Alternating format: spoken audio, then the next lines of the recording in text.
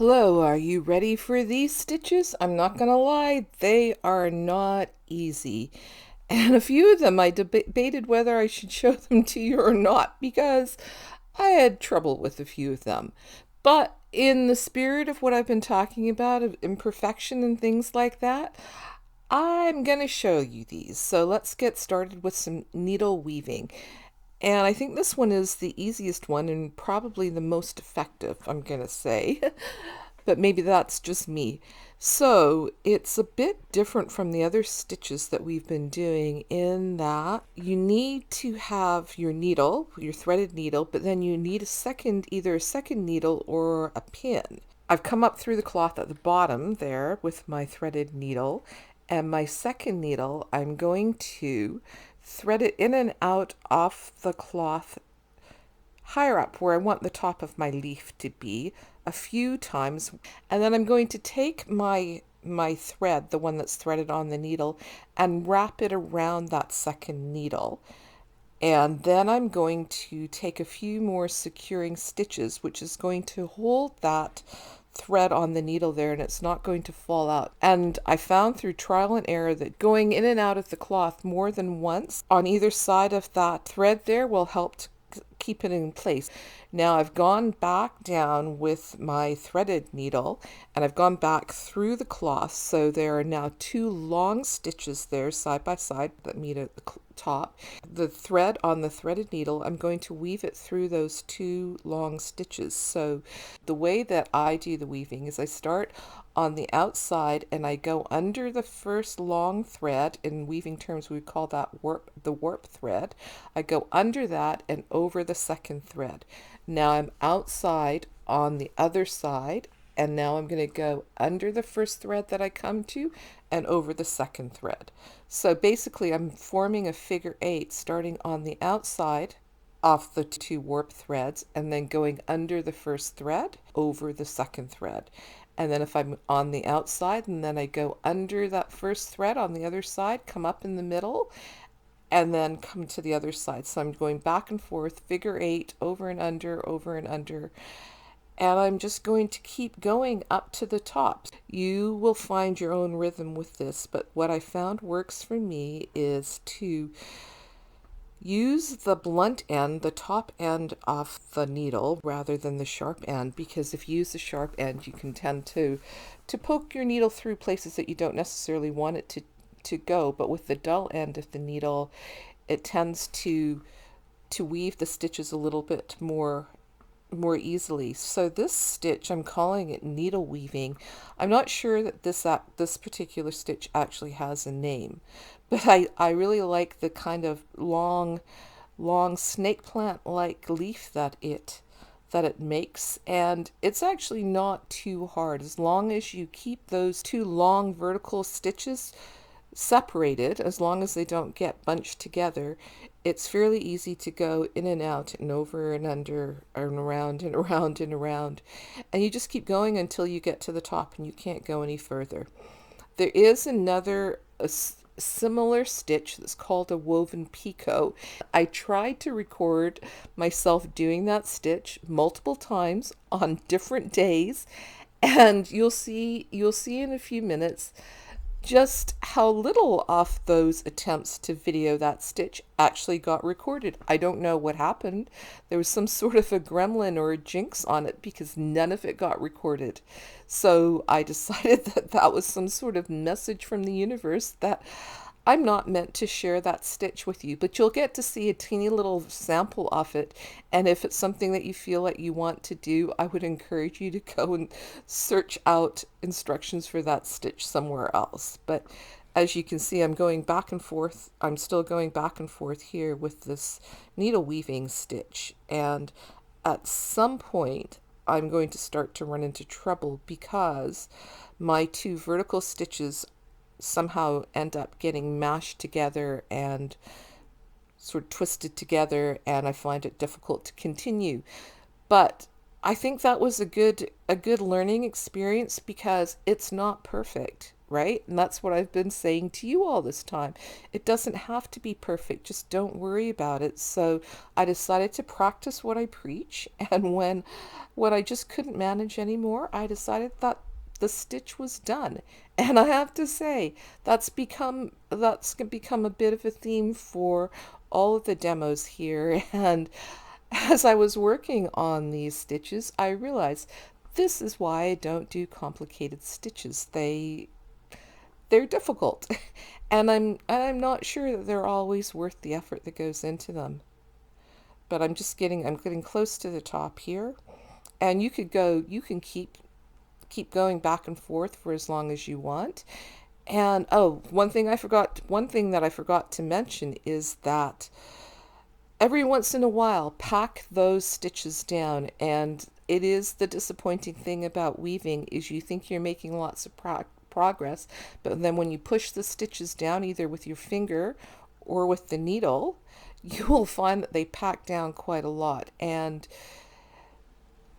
you might like the look of loosely woven stitches, and that's great if you like that look. But if you want your piece to look more solid, more leaf-like, then definitely pack them down quite a bit.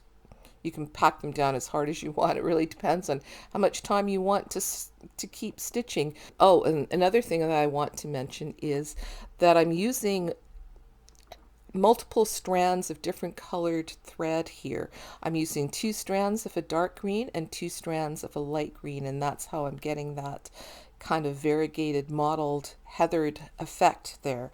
So you can do that if you want. It adds another layer of dimension and color variation to your piece, or you can just use multiple strands of the same color. And the reason that I use 4 strands is because it's faster to weave.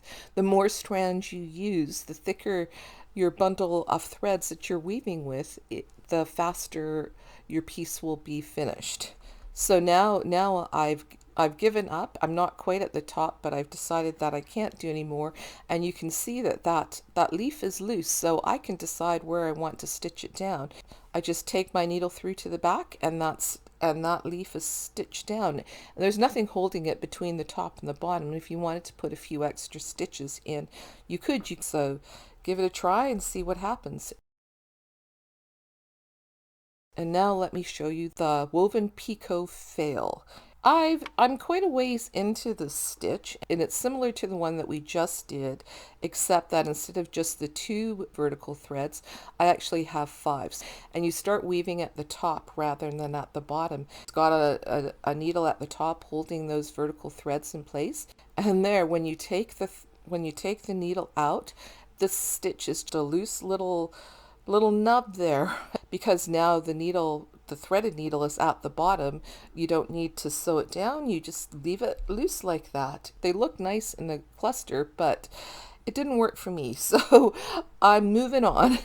The next stitch is something that I remember really enjoying. The stitch, they're called Bullion Knots, and they're kind of similar in some ways to a French knot, but not completely similar. So we'll practice with some small ones first, and then we'll get on with the extreme bullion knots, which are really cool. So what you do is you come up on front of your cloth, you take a smallish stitch and come back out, and your needle comes back out where the stitch started. But you don't pull the needle all the way through. You leave it secured in the fabrics. And then what you do is you wrap your thread multiple times, I'm doing 5 or 6, around the front end, the sharp end of your needle.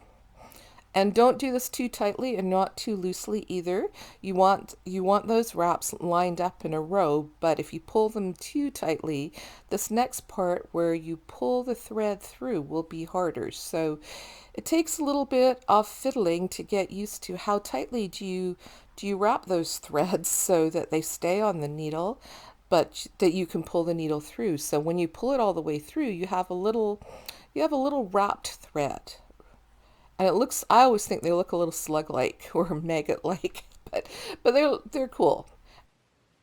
I'm adding them to this section here because I thought this section was looking a little flat. I thought it could use a little bit more color variation. So let me do that again. So I come out where I want the stitch to start. I go back in, somewhere a little bit further away, and then I poke my needle, just the top tip of my needle out where that thread starts, and then I wrap the thread around the sharp end of the needle several times, and then I pull through. And then you've got that little section of wrapped threads, and then you secure your stitch down into the other end, and then that's called a bullion knot. And you can do these clustered together, they look interesting, or you can spread them out. And now we're going to do the extreme version. What does that look like? Well, let me show you. So you take a longer stitch this time, and just as we did before, you come back out where the thread starts, and you're kind of limited in length to the length of your needle. If you use a longer needle, you can take a longer stitch here. And then you start wrapping your needle around, and I'm going around 10 times, and I'm pushing everything down a little bit more. Another 10 times. I think it's about 10-ish. Let's say 10-ish. And now you see what happens if you wrap too tightly. Things get a little bit fiddly, and it can become difficult to pull your needle through. And I'm struggling here a little bit and sort of fiddling and fiddling and fiddling.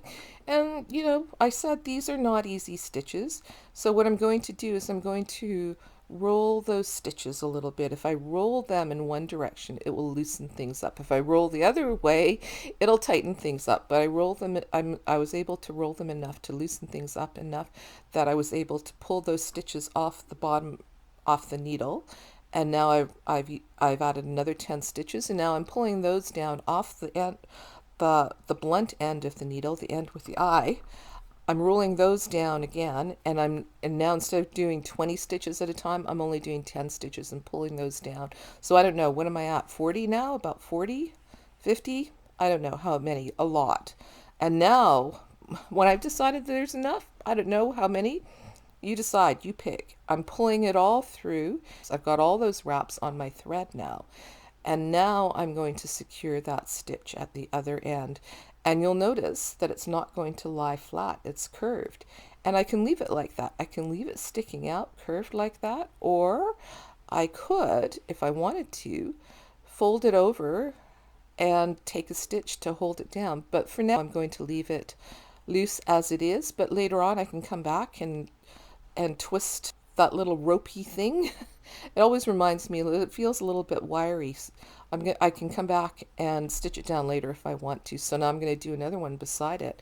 You come up in one place, go down in another place, bring your needle up halfway so that it's still secured in your cloth at the end, and then wrap 10 times. And 10 is not a magic number. You can do 8, you can do 12, but somewhere less than 20. And I'm going to after every 10 or so, I'm going to slide those wraps down my needle so that I don't run into that same problem where I can't easily get those threads to go down there. So keep going. So what's that, 30? Maybe that's 40. I don't know. It doesn't matter. I'm doing a lot. 50. And here, 50, 60, more. I'm doing a lot.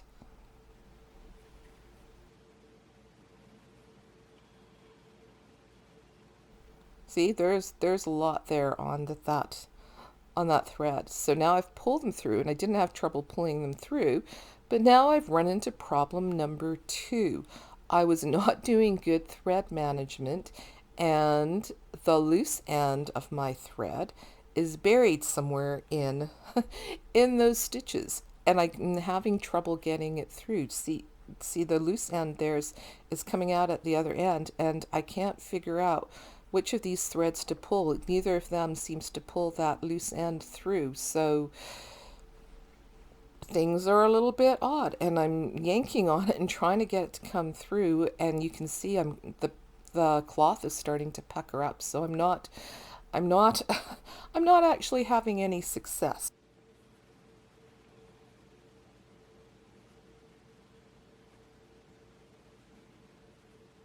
Try to unwind things. Oh, look there, I got it through the first part, but now I still can't get it through the next part. And I ended up fiddling with this for quite a while. I did not record the whole thing. I will save you the whole thing because I will tell you I gave up and I was never able to get it unstuck. And I ended up just, deciding that I was going to once again practice imperfections. So I just decided to secure things down as they were, and any loose threads I just stitched them down with a few straight stitches over top, because plants are like that. There are loose bits and I don't know, unnamed things all over the place. And as you might have noticed, I still have that end there sticking out, so I'll show you how I dealt with that in a minute. But now I've got this length of thread here, and now it's doubled. I think it's 4 or 6 threads. I can't remember exactly how many, but it's double thickness, but I can still use that. So I'm wrapping it around my needle again, and I'm going to do another one of these extreme bullion knots, and just use up the end of that thread. So let's see how far I can get. And you can see there, as the thread gets shorter, it becomes harder for me to wrap it around the needle. And I'm just going to go until I feel like that's enough, and there's no point in trying to get any more out of that. I've done a reasonably good job, and I'm taking my thread back to the back, and oh look, there's another loop there, and let's see if I can get this one out.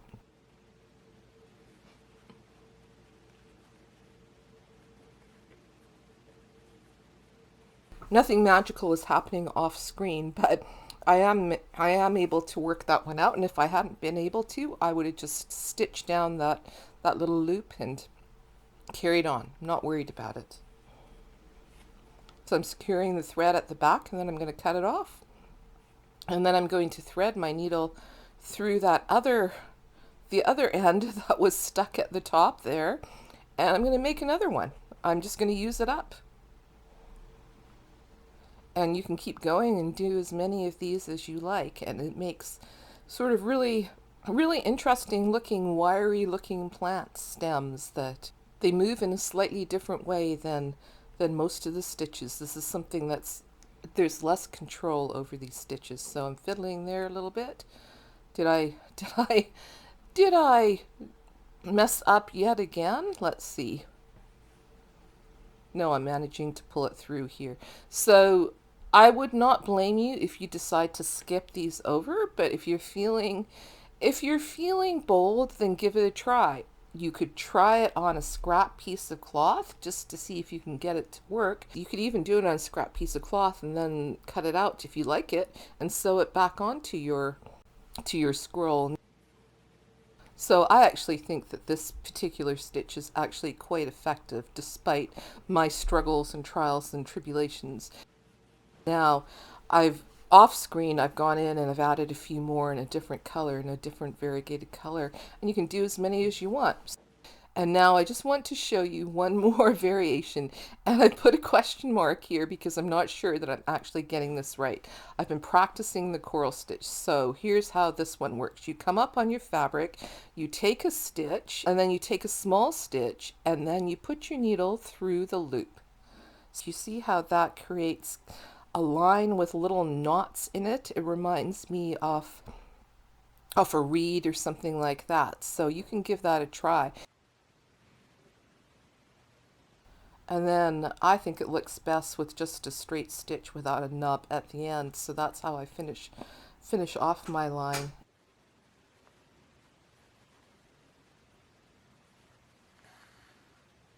And now let's see if I can do that again. So you take your first stitch, and then you take a little tiny stitch next to that first stitch, and then you wrap your needle from the outside towards the inside. And I think that this row looks a little bit different because I'm going from the inside to the outside. And that time I decided to do it twice just to see what would happen. And you can go either way, see which one you like better. And this is another stitch that you can try out. Feel free to try any of these stitches that you like. Or also, you can absolutely feel free to skip these stitches. Happy stitching. Bye for now.